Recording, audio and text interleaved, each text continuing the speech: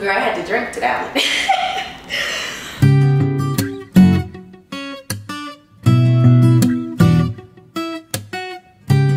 What's up, y'all? It is your girl Mo, back with another video, and as you can see, we're in a different setting. Girl, this is a whole different vibe. We are doing like a girl talk Q&A type of deal. I asked you guys on Instagram what y'all want to know, give me different scenarios, and y'all want to know my opinion on shit. So that's what we're gonna talk about. But before we get into the content, make sure you like and subscribe, because I definitely will be doing more of these videos. And follow me on Instagram, girl. It'll be down below. But yeah, let's just get right into the questions, baby. I got some wine, and we're gonna do a little clink clink, you feel me? We're gonna drink just a little bit. Ooh, I don't know how she tastes. It smells like peach. What is this? Look, girl, I'm just grabbing shit out of my fridge. Tropical passion mango. Okay, I knew it was something sweet. It looks like it's a little bit carbonated, so that's always cool.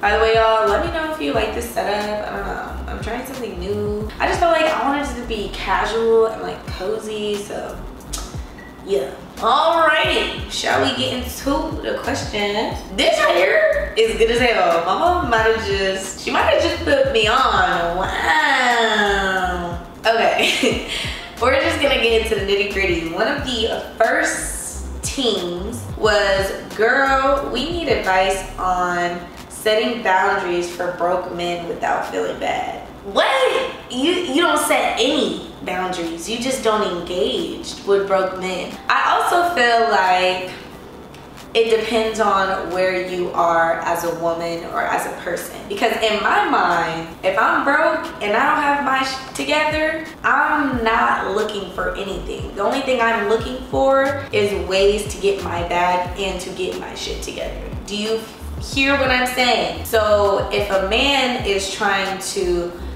you know, pursue something with you, but you see that he's broke, he's also psychotic in the mind, because not only are you broke, but you're focused on the wrong things. So therefore, you're letting me know that you're not gonna get out of this scenario. You should be worried about how you're gonna get a job, how you're gonna start a business, any other way besides worrying about how you're gonna get a woman. And I also think, as a woman, if you aren't financially stable, or your definition of where you want to be financially, you should be working towards that as well. If you're broke, you shouldn't be looking for a relationship. That's what I'm saying. You should be looking for the motherfucking money. That's my mindset. But as far as setting boundaries, girl, I just don't do it, period. Someone else asked your thoughts about dating.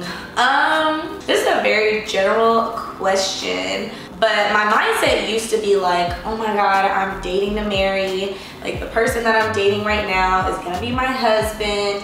Da da da da da. We're gonna be together forever. I'm already planning what our kid's gonna look like, what our family portrait's gonna look like, all of that. But now that I've been in a couple of relationships, I mean, I'm only 23, so there's so much I still have to learn about myself, as well as being with other people. But what I've learned so far is that you're not always dating to marry. You know how you grow up and you're like 25, I'm gonna be married, I'm gonna have 2 kids, I'm gonna do this, I'm gonna do that, I'm gonna have a house on the motherfucking prairie. Girl, I'm 23 and I can't even imagine just in 2 years being married, having kids, that whole shebang. There's no way. Like, it's so far-fetched in my mind for me, because there's so many things that I want to accomplish prior to that. In terms of dating, I feel like now I'm not taking it as seriously, and I'm also prioritizing myself while I'm dating. You know, making sure that I'm still having my own individuality while I'm dating, as opposed to just pouring into somebody so quickly. So, I mean, I just got out of a relationship like 3 months ago, so it's not like I'm out here, oh my God, I want a relationship, blah, blah, blah, blah, I want a boyfriend. But it's like, if somebody asked me on a date and I was interested, I would go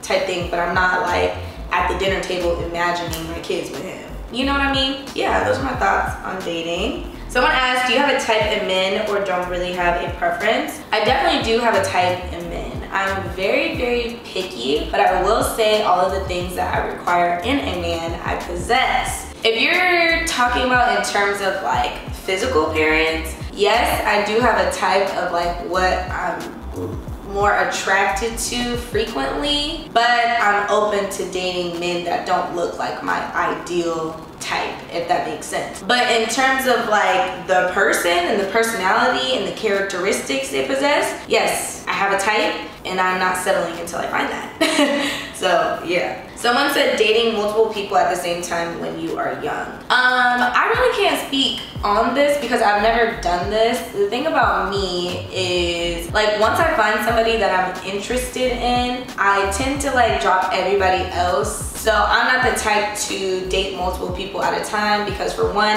I feel like that is so much exchange of energy that you're giving to different people that you hardly barely even know. There's no way that you can really know that person well if you're dividing all your attention between A, B, C, D, and E. Do you see what I'm saying? So that's just a lot of energy that you're pouring into different people that you don't even know. So me personally, will I do it? No. But, you know, if someone's like, oh, okay, I want to take you out to dinner on Wednesday, and then someone else is like, I want to take you out to dinner on Friday, okay, cool. There's no obligation for me to, you know, cut him off or cut him off type deal. But I think at a point you get to where you know, like, oh, okay, I'm actually feeling him, I don't really want to talk to anybody else. You need to like focus on that, or I'm not gonna say you, but I would focus on that person as opposed to trying to have my cake and eat it too.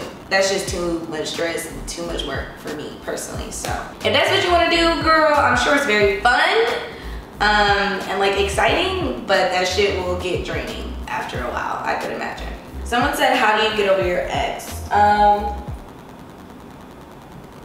Girl, I had to drink to that one. Getting over your ex, I think, is different for everybody. So like me personally, getting over my ex means like when I say that I'm done, like I'm done. So unless I had a child with someone, I don't have any communication with my ex. I don't follow them on social media.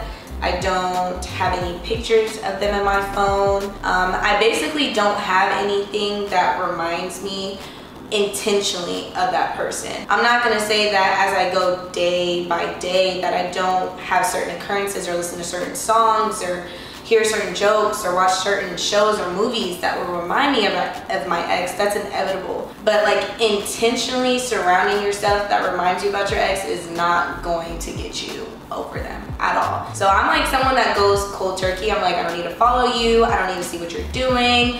I don't need you to follow me. I don't need to talk to you. We don't need to catch up about our life. None of that, because I feel like that's still holding on to something, and when you're holding on to something that is supposed to be gone, you're blocking your other blessings in life. I also think that getting over your ex means like being honest with yourself and allowing yourself to feel sad when you are. Do all the things that you guys used to do together but by yourself. And I think that you will start to be more comfortable with being alone and not so dependent on the memories and the company of your ex. And I don't mean go to the same exact restaurant that y'all went to, but I mean taking yourself out on dates, hyping yourself up, loving yourself, finding the love within you so you don't yearn for it in someone else. Okay, someone said, can women be friends with men they've slept with? What, like, I don't know if y'all can hear that, but where I live, I don't know why they all think they're like NASCAR drivers or whatever, but their cars are so loud and they like